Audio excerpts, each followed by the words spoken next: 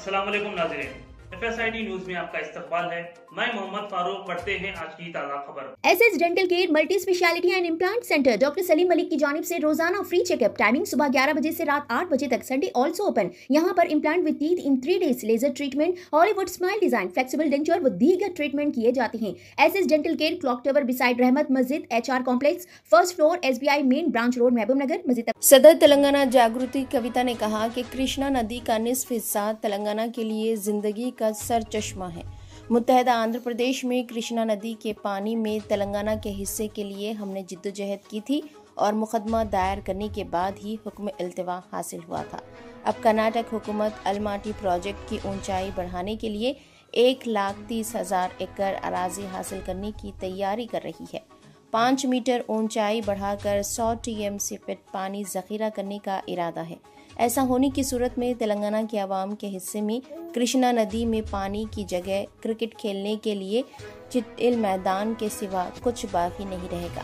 कविता ने कहा कि कर्नाटक हुकूमत के अलमाटी की ऊंचाई बढ़ाने के फैसले पर महाराष्ट्र हुकूमत ने एतराज जाहिर किया है, क्योंकि वहां 2 अजला ज़ेर आब आ जाएंगे, जिसका एतराफ खुद वहां के वजीर आला ने किया। लेकिन ये समझ से बालातर है कि तेलंगाना के वजीर आला को अपनी ही रियासत के साथ हो रही ये नाइंसाफी क्यों नजर नहीं आ रही है।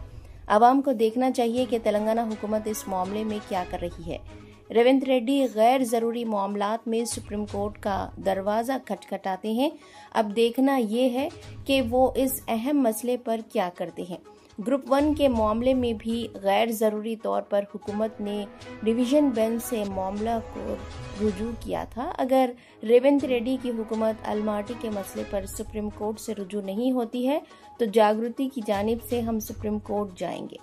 इस मौके पर यह भी तय होगा कि रेवंत रेड्डी हकीकी मायनों में पालमोर के बेटे हैं या सिर्फ कागजी दावे करते हैं। उन्होंने कहा कि पिछले साल सियासी वजूहात की बिना पर बदकम्मा त्यौहार नहीं मनाया जा सका, लेकिन अब जागृति की सरपरस्ती में बदकम्मा तकारीब में शिरकत करूंगी। अपने आबाई गांव से दावतनामा मौसूल होने की वजह से ही मैं चिंटा मडका में बदकम्मा जश्न में शिरकत करने जा रही हूं। मुझे मालूम है कि मेरे चिंता मडका जाने को सियासी जाविये से देखा जाएगा। गुज़िश्ता हुकूमत ने दशहरे के मौके पर बदकम्मा साड़ियां तकसीम की थी, जबकि रेवंत रेड्डी ने कहा था कि अगर वो वजीर आला बनेंगे तो 2 साड़ियां देंगे।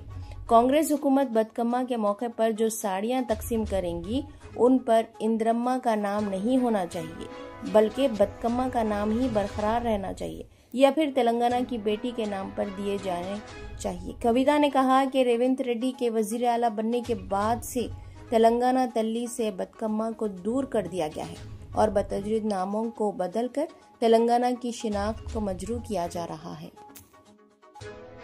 మరి ఆనాడు ఉమ్మడి ఆంధ్రప్రదేశ్లో ఉన్నప్పుడే మనకి ఇబ్బంది అవుతుంది కృష్ణా నది కర్ణాటకను దాటి రావడం అని చెప్పి పెద్ద ఎత్తున సుప్రీంకోర్టులో కేసేస్తే ఆల్మట్టి డ్యామ్ హైట్ పెరగకుండా ఉమ్మడి ఆంధ్రప్రదేశ్లోనే మనందరికీ కూడా స్టే వచ్చింది.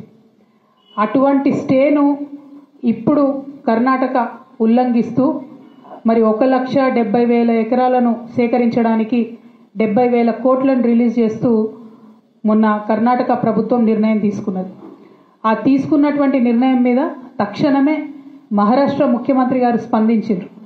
వీళ్ళు ఇట్లా 5 మీటర్లు ఎత్తు పెంచుకుంటే 100 TMCలు నీళ్లు నిల్వ కృష్ణాలో ఉంచుకుంటే మా మహారాష్ట్రలో 2 జిల్లాలు మునిగిపోతాయి కాబట్టి మేము దీనికి ఒప్పుకోము, మేము సుప్రీంకోర్టుకు పోతామని మహారాష్ట్ర ముఖ్యమంత్రి గారు, భారతీయ జనతా పార్టీ అక్కడ అధికారంలో ఉంది, వాళ్ళు ప్రకటించడం జరిగింది. మరిగా మన తెలంగాణ అత్యంత దారుణంగా మనం దుఃఖపడతాం. ఒకవేళ ఆల్మట్టి గనక 5 మీటర్లు హైట్ పెంచుకొని 100 TMCలు కనుక వాళ్ళు నిల్వ ఉంచుకుంటే నిజంగా కూడా మన తెలంగాణ ప్రాంతంలో ఉన్న కృష్ణా నదిలో క్రికెట్ ఆడుకునుడు తప్ప ఇంకో దానికి పనికిరాని పరిస్థితి వస్తుంది. ఇప్పటికే నారాయణపూర్ దాటి ఆల్మట్టి దాటి మన తెలంగాణకి కృష్ణా నది రావడానికి ఆగస్టు దాటిపోతుంది. అయితే బీభత్సంగా వర్షాలు పడితే తప్పితే వరద రానటువంటి పరిస్థితి మనకి ఇప్పటికే ఉన్నది. అటువంటిది ఇంకొక 5 మీటర్లు పెంచితే 100 TMCలు నిల్వ ఉంచితే కృష్ణా నది అనేటటువంటిది కనుమరుగయ్యే పరిస్థితి కనబడుతుంది. మరి ఈ విషయం గౌరవ పెద్దలు రాష్ట్ర ముఖ్యమంత్రి గారు, కాంగ్రెస్ పార్టీలో ఉన్నటువంటి పెద్దలు ఇరిగేషన్ మంత్రి ఉత్తమ్ కుమార్ రెడ్డి గారు, వీరికి అర్థం అవుతుందా అర్థం అవుతలేదా అనేటటువంటి మీమాంసలో బాధలో తెలంగాణ బిడ్డలందరూ కూడా ఉన్నారు ఇవాళ. ఇంకొక పక్క పాలమూరు జీవదాయిని అయినటువంటి కృష్ణా నదిని కర్ణాటక వాళ్ళు ఆగబట్టుకుంటుంటే మాట్లాడలేనటువంటి అసహాయ స్థితి ఏమిటి? అక్కడున్నది మీ కాంగ్రెస్ గవర్నమెంటే, అక్కడున్నది సిద్ధరామయ్య గారే. మరి ప్రజలందరికీ దేశమందరికీ ఢిల్లీలో సుప్రీంకోర్టు ఉంటే మీ కాంగ్రెస్ పార్టీ గారి సుప్రీమో సోనియా గాంధీ గారే మీకు సుప్రీంకోర్టు కదా.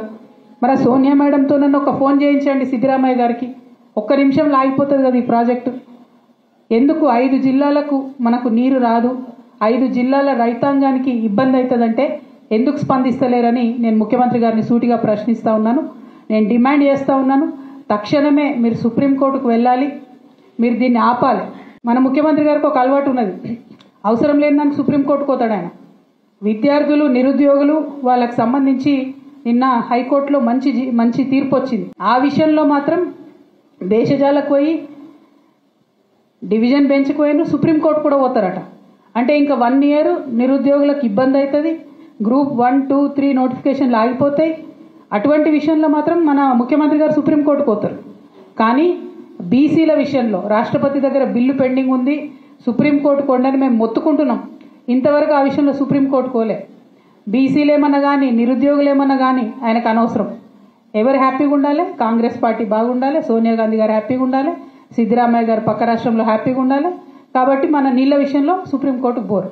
నేను డిమాండ్ చేస్తూ ఉన్నా, మీ వైఖరిని తెలంగాణ ప్రజలు గమనిస్తూ ఉన్నారు.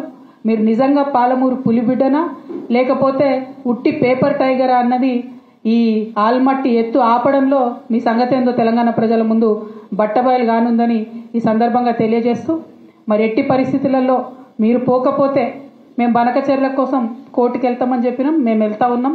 మీరు ఇప్పుడు కూడా సుప్రీంకోర్టులో కేసు అయిపోతే మరి తెలంగాణ జాగృతి నుండి ఖచ్చితంగా మేము ఇంటర్వ్యూని కావాల్సి వస్తుంది. ఎందుకంటే మీకోసం వెయిట్ చేసుకుంటూ మీనమాషాలు లెక్క పెట్టుకుంటే అయ్యగారి కోసం అమా సాగదన్నట్టు మొత్తం వాళ్ళు నీళ్లు దోసుకుపోయే పరిస్థితి ఉంది. ఒక పక్కనేమో గోదావరిలో చంద్రబాబు నాయుడు గారు దోసుకుపోతుంటే చూసుకుంటూ ఊరుకుంటారు, ఇంకో పక్కనేమో కృష్ణానదిని వాళ్ళు ఆడ ఆగబడుతుంటే మీ కాంగ్రెస్ ప్రభుత్వం ఉంది కాబట్టి చూసుకుంటూ ఊరుకుంటారు. ఇది కరెక్ట్ వైఖరి కాదు. దీని మీద తక్షణమే ముఖ్యమంత్రి గారు స్పందించాలని నేను డిమాండ్ చేస్తున్నాను. अगर आप हमारा ये वीडियो YouTube पर देख रहे हैं तो सब्सक्राइब करना ना भूलें और बेल आइकन दबाएं। और अगर आप हमारा ये वीडियो Facebook पर देख रहे हैं तो पेज को लाइक करें और फॉलो करें।